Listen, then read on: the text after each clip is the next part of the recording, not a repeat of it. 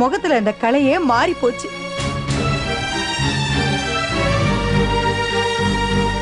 நீ எப்படி வேணாலும் போய்க்கம்மா. ஆனா என் பேரனை மட்டும் இங்க இருந்து இப்ப தூக்கிட்டு போன மாதிரி என்கிட்ட பிரிச்சு கொண்டு போயிடாதம்மா. இந்த வீட்டுல இருந்து எந்த ஜீவனையும் யாரும் பிரிச்சுட்டு போயிடக்கூடாதுன்னு நான் அல்லும் பகலும் கடந்து துடிச்சுக்கிட்டு இருக்கேன்.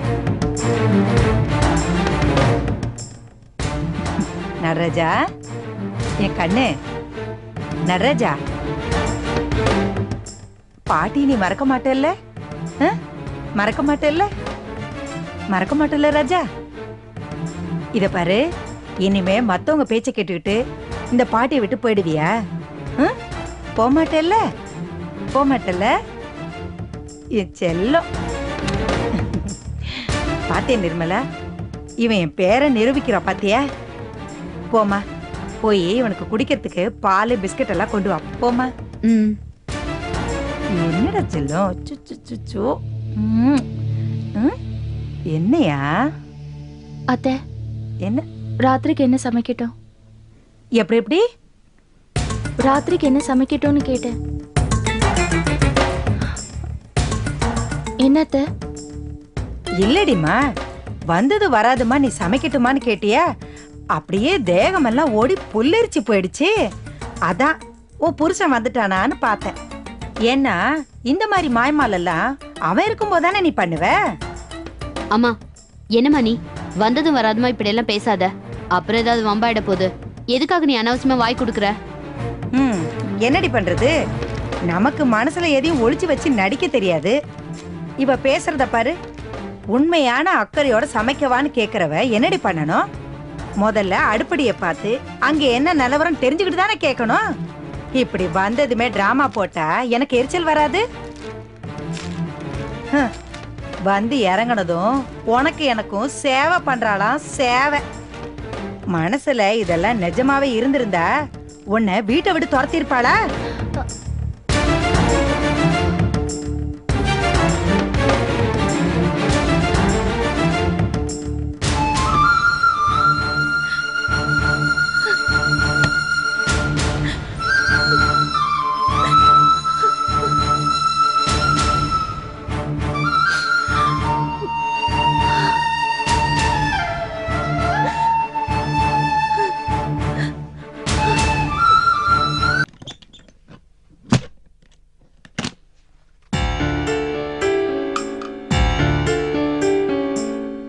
சாப்பிடுறீங்களா?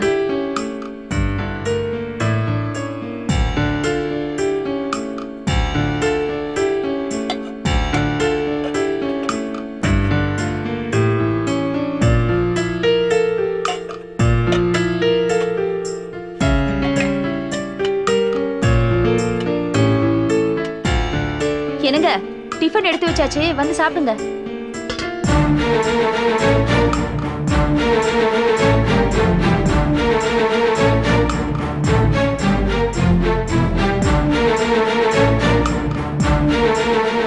என்னங்க, டிஃபன் எடுத்து வச்சிருக்கேன், வந்து சாப்பிடுங்க.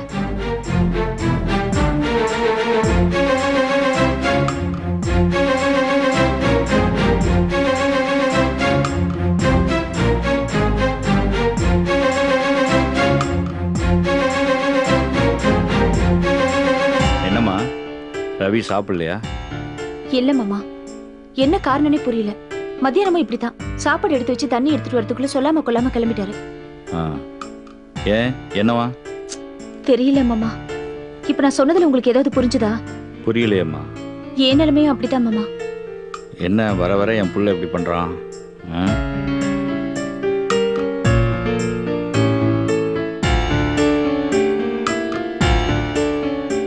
ரவி, ஏன்பா படுத்திருக்க?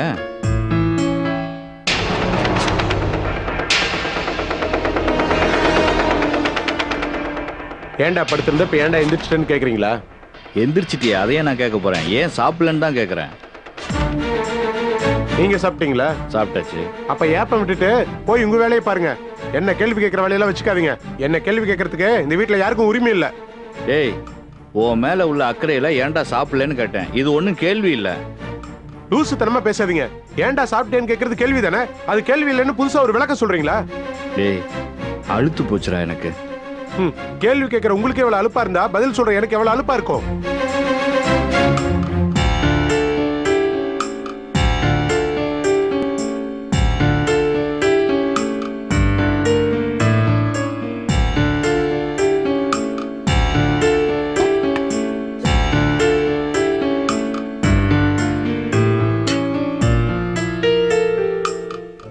மாமா, அவர்கிட்ட ஒரே ஒரு விஷயம் மட்டும் கேட்டு சொல்லுங்க. இனிமே அவர் எப்ப சாப்பிடுவாரு, எப்ப சாப்பிட மாட்டாரு? ஏன்னா வேலைக்கு செஞ்சு வைக்கிறதெல்லாம் வீணா போயிடுது. அதையாவது மிச்சப்படுத்தலாம் இல்லையா?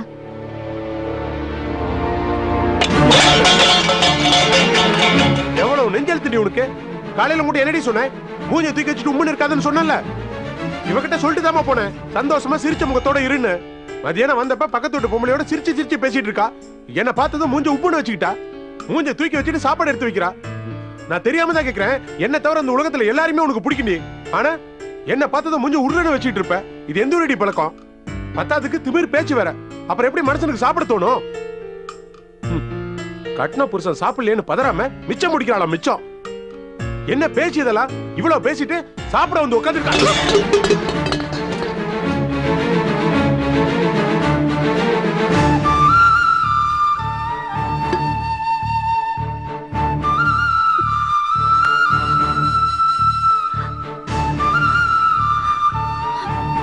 என்னம்மா, என்ன இதெல்லாம்?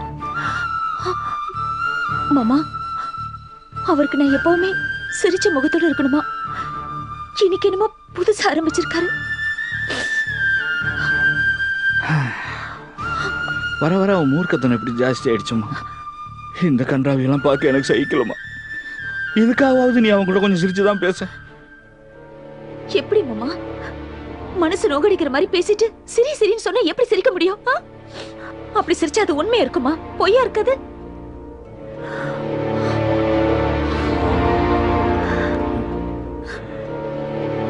சரி, உனக்கு சாப்பிட ஏதாவது வாங்கிட்டு வரட்டுமாமா? வேணும் மாமா, நானே உங்ககிட்ட கேட்கணும்னு இருந்தேன். உங்க மகன் கிட்ட தினம் போராடுறதுக்கு என் உடம்புல சக்தி வேண்டாம். அதுக்காவது நீங்க வாங்கிட்டு வந்தே ஆகணும் மாமா, வாங்கிட்டு வந்தே ஆகணும்.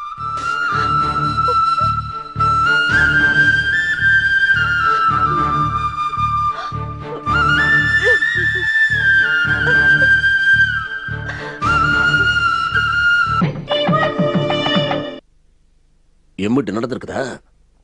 ரமேஷை பெற்றவங்க அலர்களுக்கு தான் வந்தாங்க. அவன் இங்கே எதுக்கா வந்தான்? அம்மா, இவ்வளவு நடந்திருக்குது, எல்லாம் கமக்கமா இருந்திருக்கீங்களே, என்கிட்ட ஒரு கோடி கூட காட்டல.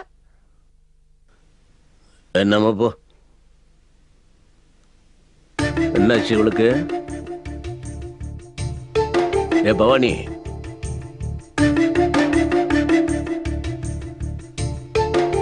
ஏன் மாட்டமா இருக்கிற? உண்மையில நட தப்பு, நீ பொறுப்பா தானே நடந்துட்டு இருக்கிற. அப்பா, உங்களுக்கு என் மேல கோவம் வரலையே?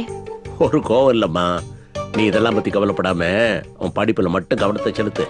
நீ எப்பவும் சொல்லிட்டு இருப்ப பத்தியா, அந்த மாதிரி பெரிய படிப்பு படிக்கணும், பெரிய உத்தியோகம் பார்க்கணும். சரிப்பா. நீ அதெல்லாம் செஞ்சாதான் உனக்கு மட்டும் இல்ல, உங்க அக்கா மார்களுக்கு ஆறுதலா இருக்கும். சரிதானா? இப்படி ஒரு வேண்டாத பிரச்சனை. ஏன்பா பெருமிச்சு விடுறீங்க? சரவ நினைச்சுதாம்மா. அப்பா, என்ன பண்ணீங்க? ஏன் சரவ அங்க தனியா அமிச்சிங்க? என்னக்கா, சரவுக்கு அவ தனியா அமிச்சது கரெக்ட் தான். போன தடவை அப்பா கூட போய் அங்க திட்டு வாங்கிட்டு வந்ததெல்லாம் பத்தாதா? மறந்துட்டியா? இல்லம்மா, நான் வரேன்னு தான் சொன்னேன். சரவ தான் கட்டாயமா வர வேணாம்னு சொல்லிருச்சு. அது மட்டும் இல்ல, அது சொல்ற வரைக்கும் கொஞ்ச நாளைக்கு நான் அதுக்கு போன் கூட பண்ணக்கூடாதான். எனக்கே அதிர்ச்சியா தான் இருந்துச்சு. அப்புறம் முக்கிய காரணம் ஏது இல்லாம அப்படி சொல்லியிருக்காதுன்னு நானே தலையாட்டிவிட்டேன். ஆனா அதை நினைச்சு எனக்கு பதட்டமா இருக்குது. என்னப்பா பதட்டம்? ஆமாம்மா, பாவம் அங்க போய் தனியா நிக்கும், வரவேற்பு எப்படி இருக்குமோ, என்னெல்லாம் திட்டு வாங்குமா. இப்ப என் நிலைமை எப்படி இருக்குது தெரியுமா? பட்டாளத்துல சேர்த்து விட்ட புள்ள சண்டைக்கு கூப்பிடுறாங்கன்னு போகும்போது வீட்டுல இருக்க மனசுக்கு எவ்வளவு திகிலா இருக்கு. அந்த மாதிரி இருக்குது. புருஷன் வீட்டுக்கு பொண்ணை அனுப்பிச்சு விட்டு நான் படுற பாடு. மாமா, சரோட மாமியார் வீட்டுல உனக்கும் யாரும் போன் பண்ணக்கூடாது, நீ யாருக்கும் போன் பண்ணக்கூடாது, ஏதோ கண்டிஷன் இருக்கும் போல இருக்கு. ஆனா அதை யார்ட்டையும் வெளிப்படையா சொல்லலைன்னு நினைக்கிறேன். அப்படித்தான் இருக்கும்னு நினைக்கிறேன். நம்ம நிலைமையை பத்தியா? அப்படி இருக்காது நிச்சயமா நம்மளால சொல்ல முடியல பத்தியா? அப்படித்தான் இருக்கணும், சமாதானப்படுத்திக்க வேண்டியிருக்குது.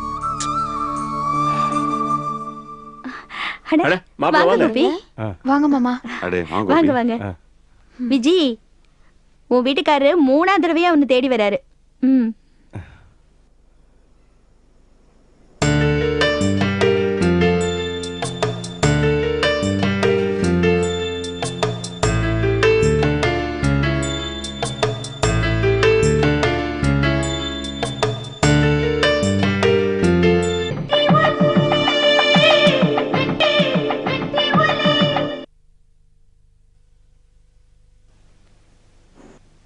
என்னங்க?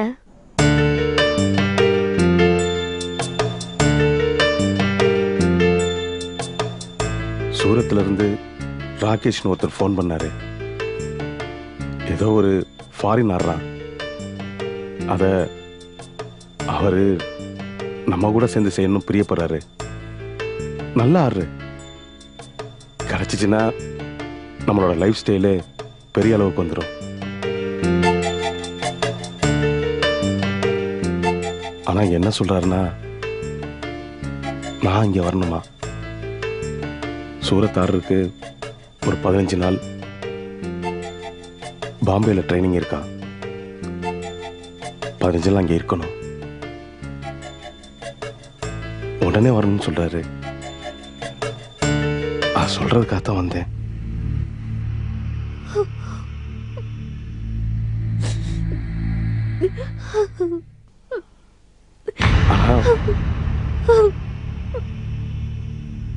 விஜய், என்ன விஜய், ஏன் அழற? இங்க பார், இந்த மாதிரி நேரத்துல நீ அழக்கூடாது விஜய், அழாத. உங்ககிட்ட முதல்லயே பிரசவத்தப்ப கூட இருக்கணும்னு சொன்னல, ஆனா நீங்க கடைசி சமயத்துல நான் போறேன்னு சொல்றீங்களே. இங்க பார் விஜய், நான் இந்த விஷயத்த சொல்றதுக்காகத்தானே வந்தேன், இத பத்தி பேசுறதுக்காகத்தானே வந்தேன். அழாம பேசலாம்ல, அழாம பேசு, அழாத விஜய். ஏங்க, என் மனசுல ஒரு ஆசை இருக்கு, அது என்னன்னு தெரியுமா? என்ன விஜய்? ஒருவேளை எனக்கு சாவுன்னு ஒண்ணு வந்துட்டா உங்களை பார்த்துக்கிட்டே செத்துடணுங்க. அதுவும் நீங்க என் பக்கத்துல இருக்கும் போதுதான் என் உயிரை பெரியணுங்க. அறிவு இருக்கா உனக்கு? அறிவு இருக்கான்னு கேட்டேன். எந்த நேரத்தை எதை பத்தி பேசிட்டு இருக்க? இல்ல சாவு இவனு ஏதாவது பேச அடிச்சு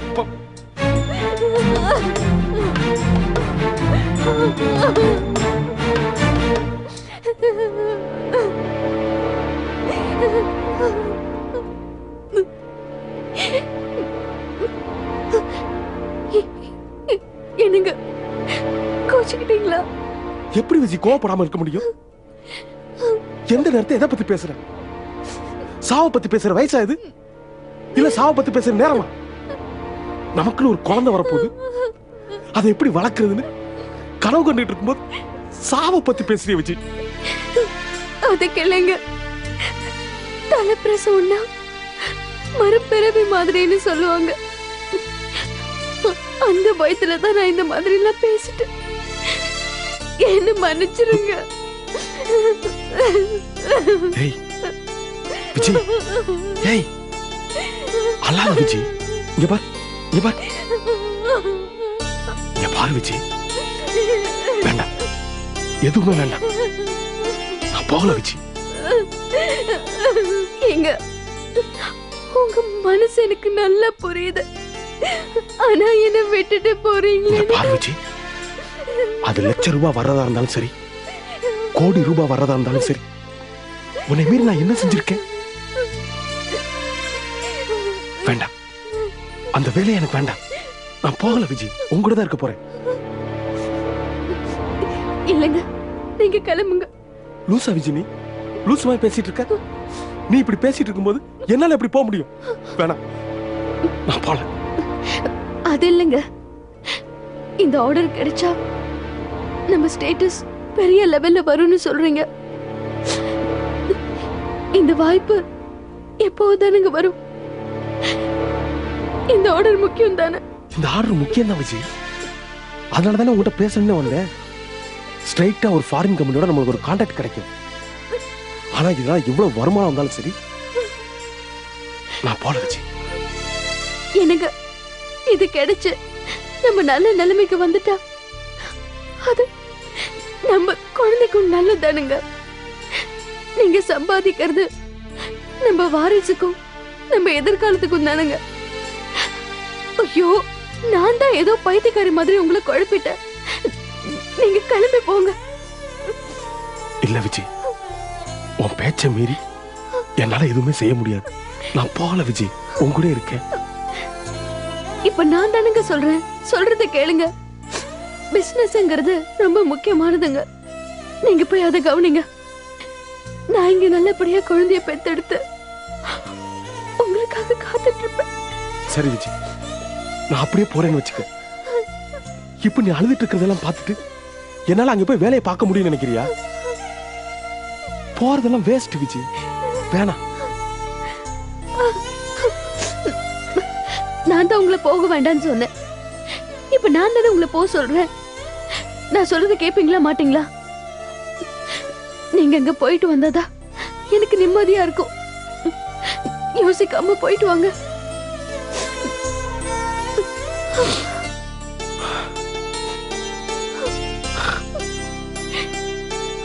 நீ சொல்றதெல்லாம் கரெக்ட் தான். நல்ல ஆர்டர். நான் போயிட்டு வந்தாக்க நம்ம லைஃப் ஸ்டைலே மாறிடும். நமக்கு மட்டும் இல்லாம நம்ம ஃபேமிலியில் எல்லாருக்குமே யூஸ்ஃபுல்லா இருக்கும். உன்னை மிஸ் பண்ணிட்டு போறதா வச்சு எனக்கு ரொம்ப கஷ்டமா இருக்கு.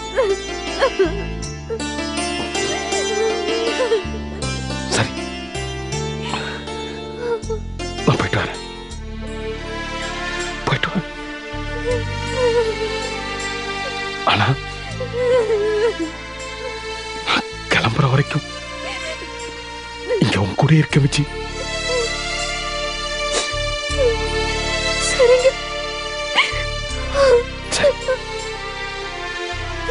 எல்லாருமே காணாம நினைப்பாங்க. நான் கட்டுறதுக்கு மட்டும் ஏதாவது எடுத்து வை.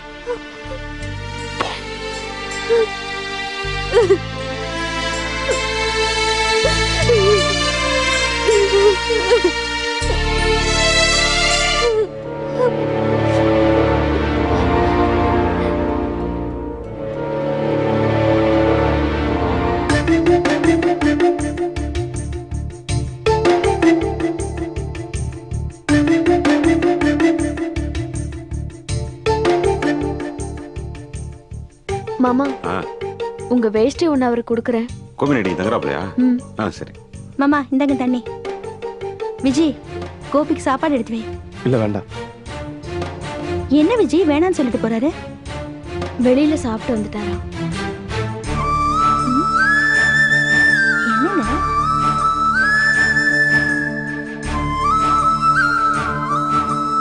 என்னப்பா, ஏன் ஒரு மாதிரியா இருக்கீங்க? கவலையா இருக்குமா? ஏன்? வீச்சு பொண்ணு அழுதுட்டு போறா.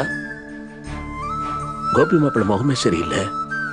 அந்த பக்கம் திரும்பிட்டு நின்றுட்டு இருந்தாரு. இப்படி போகும்போது கூட பேசாம போறாரு.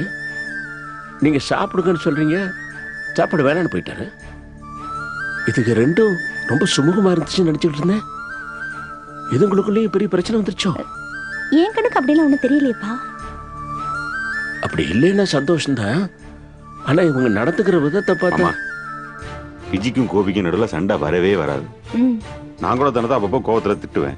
அவர் பொண்டாட்டி திட்ட கூட மாட்டாரு. நீ பாருங்க மாமா, அவங்களுக்குள்ள எந்த பிரச்சனையும் இருக்காது. ஏதாவது சின்ன விஷயமா இருக்கும், நீங்க மனசை போட்டு குழப்பிக்காதீங்க. சாப்பாடு போடு, வாங்க சாப்பிடு வாங்க.